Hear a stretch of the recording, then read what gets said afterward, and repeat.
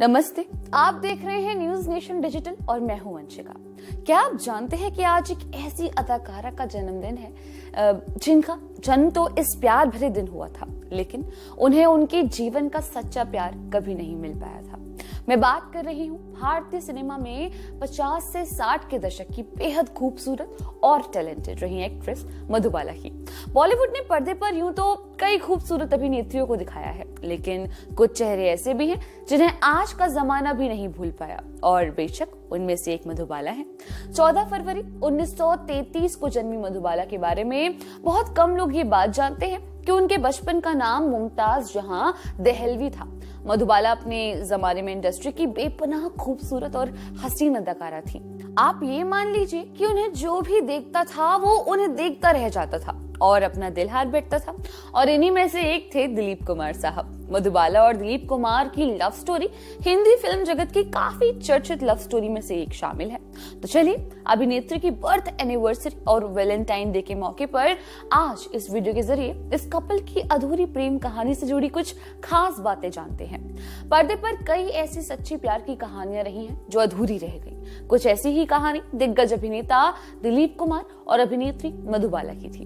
कहते हैं जितनी खूबसूरत इनकी पर्दे पर प्रेम कहानी थी, उससे कई ज्यादा असल जिंदगी में। बता दें कि इस कपल की प्रेम कहानी फिल्म तराना के सेट से शुरू हुई थी। जिस अभिनेत्री की खूबसूरती की पूरी दुनिया कायल थी, वो अपना दिल हार बैठी किसके सामने? दिलीप कुमार साहब के सामने।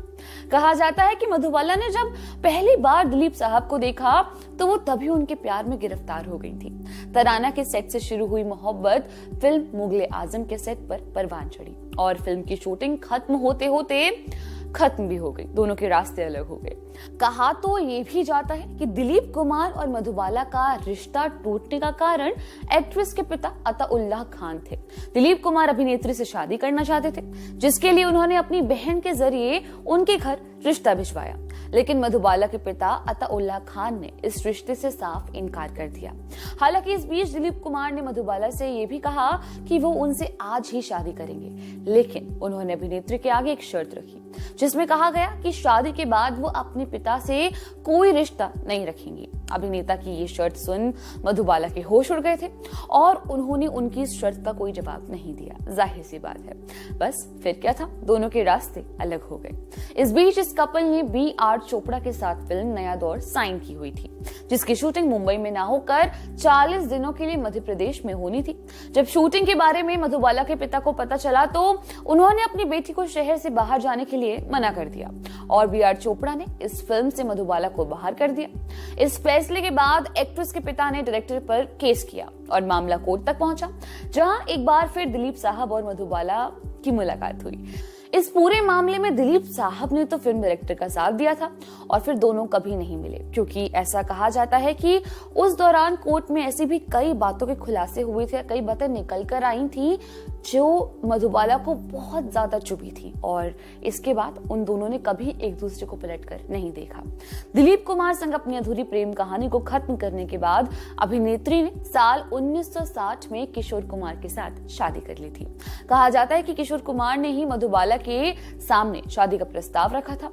दोनों की शादी 9 साल तक चली, लेकिन एक्ट्रेस को वेंट्रिकुलर स्पेक्ट्रल डिफेक्ट नाम की बीमारी थी, जिसने उनकी जान ले ली। इन सालों में किशोर कुमार ने अभिनेत्री का बेहद ख्याल रखा, उन्हें एक से बढ़कर एक डॉक्टर्स को दिखाया, लेकिन उनकी शादी सिर्फ 9 साल तक चल पाई और 23 फरवरी 1969 को अभिनेत्री का हार्ट अटैक के चलते निधन हो गया। अदाकारा ने महज 36 इयर्स की एज में दुनिया को अलविदा कह दिया था। कहा जाता है कि मधुबाला के आखिरी समय में दिलीप साहब ने उन्हें देखा तक नहीं था, क्योंकि वो काम के सिलसिले में शहर से बाहर थे, लेकिन जैसे ही वो वापस लौटे तो दिलीप कुमार सीधा उनकी कब्र पर गए थे। खैर, ये थी मधुबाला की वो प्रेम कहानी जो उनके पिता की वजह से कभी पूरी ना हो सकी। आप भी कमेंट सेक्शन में कमेंट कर इस वीडियो पर अपने व्यूज जरूर शेयर कीजिएगा। तो आज के लिए बस इतना ही। देश दुनिया की छोटी और बड़ी तमाम खबरों की जानकारी के लिए जुड़े रहिए हमारे साथ न्यूज नेशन पर। धन्यवाद।